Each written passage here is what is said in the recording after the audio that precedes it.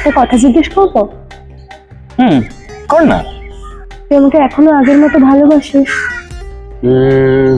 না, তার থেকে অনেক বেশি ভালোবাসি।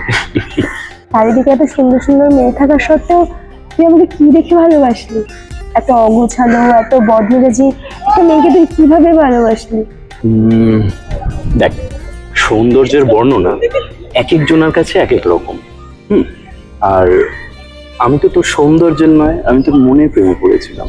রইল গিয়ে ভালোবাসার সংজ্ঞা, সেটা তো এক একজনের কাছে এক এক রকম। আর দেখ, পারফেক্ট মানুষ একমাত্র রূপকথাতে হয়, আসল জীবনে না।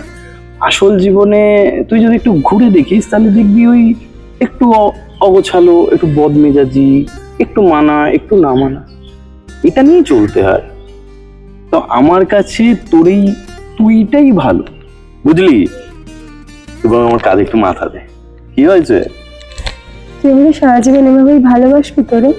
তোর বুঝি কোনো সন্দেহ আছে? হ্যাঁ হ্যাঁ। এটাই আমাদের শেষ কথা ছিল, কারণ তারপর সে তার শেষ নিঃশ্বাস ত্যাগ করে। ক্যান্সারের লাস্ট স্টেজ ছিল কিনা। ভালো থাকিস রে, পরের জন্মে আবার আমার প্রেমিকা হয়ে ফিরে আসিস। অপেক্ষায় থাকবো তোর।